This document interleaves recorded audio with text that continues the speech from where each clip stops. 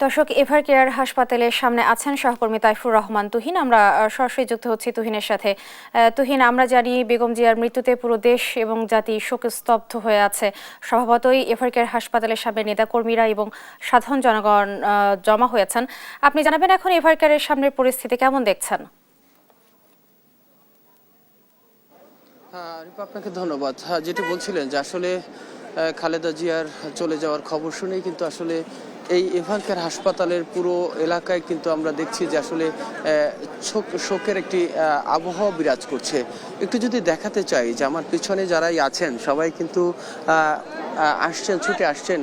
যখনই আসলে এই দুঃসংবাদটি পেয়েছেন তখনই কিন্তু আসলে তারা ছুটে এসেছেন এবং এসে যেটি বলছেন যে আসলে তারা এই নেত্রীর এই সময় এসে অর্থাৎ দীর্ঘ পথ পাড়ি দিয়ে আসার পরে এই সময় এসে তার চলে যাওয়াটা আসলে কোনোভাবেই মেনে নিতে পারছেন না নেতাকর্মীরা। তারা কান্নায় ভেঙে পড়ছেন এবং তার যে দীর্ঘ রাজনৈতিক জীবনের যেই স্মৃতিগুলো আছে সেগুলো চারণ করে অনেকেই কিন্তু কান্নায় ভেঙে পড়েছেন। আমরা যেটি এখন পর্যন্ত যেটি জেনেছি যে বেগম জিয়ার কিন্তু এর মধ্যে তার যেই গোসল সম্পন্ন করে তাকে কিন্তু হিমাগারে রাখা হয়েছে। সেখান থেকে কিন্তু যতটুকু জানা যাচ্ছে যে হয়তো আগামীকাল সকালে কিন্তু এখান থেকে তাকে তার যে জানাজা দেওয়ার জন্য যে মানিক মে এভিনিউ সেখানে নিয়ে যাওয়া হবে। এর মধ্যে হয়তো আরও আনুষ্ঠানিকতা থাকতে পারে, সে বিষয়গুলো আমরা এখন আসলে স্পষ্ট জানতে পারিনি। তবে যেটি জেনেছি যে আজকে তাকে বের করার কোনো সম্ভাবনা নেই, আগামীকালকে সকালে হয়তো তাকে এখান থেকে বের করবে। এই সময় পর্যন্ত কিন্তু এই এভার কেয়ার হাসপাতালের যেই হিমাগার রয়েছে সেখানে কিন্তু তাকে রাখা হবে। এই কারণেই আসলে নেতাকর্মীরা কিন্তু এখানে ভিড় করছেন। শুধু নেতাকর্মীরা না, আমরা দেখছি যে একেবারেই সাধারণ মানুষ যারা আসলে বিএনপির রাজনীতির সাথে যুক্ত নন কিন্তু খালেদা জিয়াকে মন থেকে ভালোবাসেন। কারণ যেটি জানেন যে আসলে দীর্ঘদিনের যেই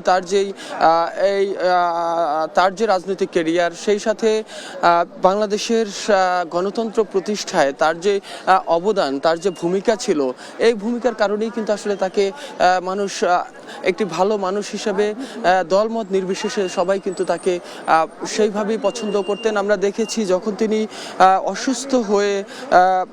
অসুস্থ হয়েছিলেন এবং যখন তাকে বিগত সরকার তাকে কারাগারে নিয়েছিলেন তখনও কিন্তু আমরা দেখেছি যে মানুষ এটিকে আসলে কোনোভাবেই মেনে নিতে পারেননি।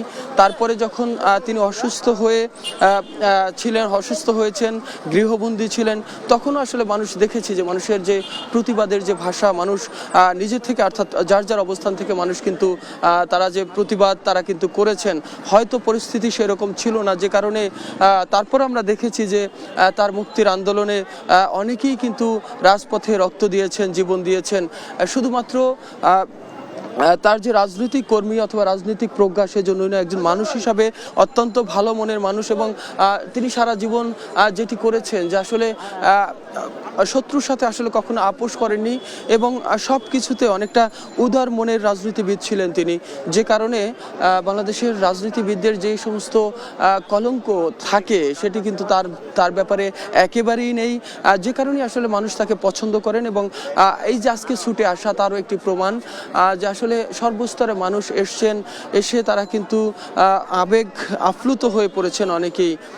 তো আমরা অনেকের সাথেই কথা বলেছি, তারা যেটি চেয়েছেন, তারা সৃষ্টিকর্তার কাছে তার রুহের মাগফিরাতের জন্য তারা কিন্তু দোয়া করছেন এবং শেষবারের মতো তাকে একটু বিদায় জানানোর জন্যই কিন্তু তাদের এই ছুটে আসা।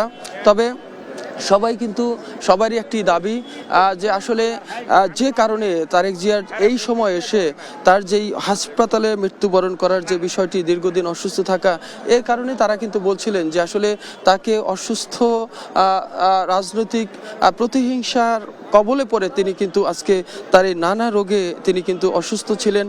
সেটার জন্য বিগত সরকারকে কিন্তু অনেকে দায়ী করেছেন এবং তারা কিন্তু বলছেন যে আসলে তার এই অবস্থার জন্য বিগত সরকার দায়ী এবং তাদেরকে বিচারের আওতায় এবং বিচারের মুখোমুখি করার কিন্তু তারা দাবি জানিয়েছেন। তারা বলছেন যে আসলে তাকে মানসিকভাবে, শারীরিকভাবে নানা নির্যাতনের মধ্য দিয়ে কিন্তু তাকে আসলে দীর্ঘ 17টি বছর তাকে এই সময়টি অতিক্রম করতে হয়েছে। যে কারণে আজকে তিনি আমরা দেখেছি যে আসলে তার রাজনৈতিক জীবনে তিনি যে স্যাক্রিফাইসগুলো করেছেন, তিনি যে ত্যাগগুলো করেছেন, সেটি একদিকে যেমন ছিল নেতাকর্মীদেরকে হারিয়েছেন, অন্য দিক থেকে কিন্তু তিনি এই রাজনৈতিকভাবে